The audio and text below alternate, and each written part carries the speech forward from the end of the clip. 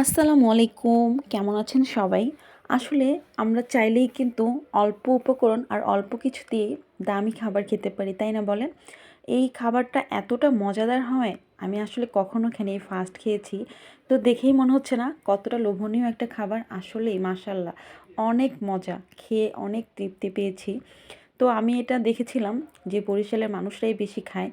তো রাস্তার মধ্যে চিল্লাচ্ছিল চিংড়ি মাছ, ছোট চিংড়ি মাছ মাত্র 150 টাকা কেজি বলতেছিল। আমি দৌড়ে গেছি। তো 5-6 দিন এই চিংড়ি মাছ আমি নিতে চেয়েও নেই নাই, ফেরত দিয়ে দিয়েছি।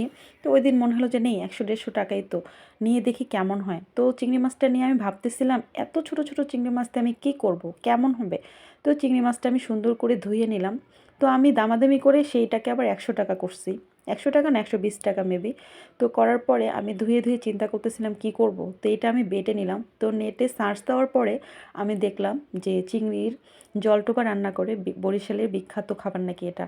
তো দেখতেছি ওরা বড় বড় চিংড়ি মাছ দিয়েই করে, 1000-1500 টাকা দামে চিংড়ি মাছ নিয়ে আসে এই রেসিপিটা করে। তো আমি ভাবলাম এটাতে তো কাটাকুটা নাই, তো এটা দিয়ে আমি একটু করে দেখি কেমন হয়। দুধের স্বাদ ঘোলে মেটানোর মতো অবস্থা। তো যাই হোক, সেটা আমি মিক্সড করে নিলাম। নেওয়ার পরে এখানে আদা রসুন বাটা, তারপরে মরিচ গুঁড়া সব কিছু দিলাম। আর আমি শুকনো মরিচ ভেজে এখানে দিব। আর হলো শুকনো মরিচ আমি বেটে নিয়েছিলাম। আসলে আমার বাটাবাটি কাজটা আমার একদমই করতে ভালো লাগে না, বাট তারপরেও করছি। তো ওই চিংড়ি মাছটা মানে নিয়ে আমি ভাবতেছিলাম যে এটা দিয়ে আসলে কেমন যে হবে জানি না। তো যাই হোক, যে খাইতে পারলে তো খাবো, খাওয়ার জিনিস তো খেতেই পারবো। তো এইভাবে আমি অনেক সুন্দর করে মশলাটা কষিয়ে নিচ্ছিলাম।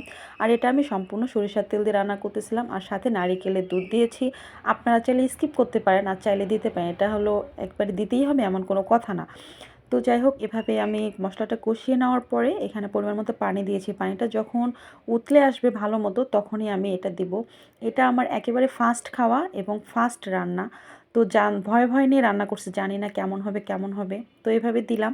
দেওয়ার পরে প্রতিটাই আমি দিয়েছি একটু ছোট ছোট গোল গোল করে। দেওয়ার পরে আমি ওয়েট করতেছিলাম, কারণ আমি রেসিপিটা দেখছিলাম যে এখানে মানে দেওয়ার সাথে সাথে নাড়া যাবে না।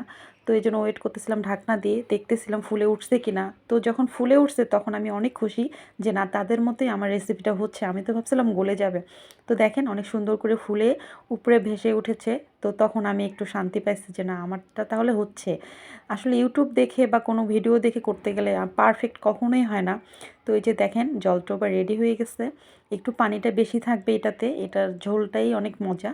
আর চিংড়ি মাছের এই যে জলটোবা যেটা, তো এটা হয়তো বা বড় দামি মাছ 1-1.5 টাকার চিংড়ি মাছ দিয়ে করলে হয়তো বা বেশি মজা হবে, আমি আসলে জানি না।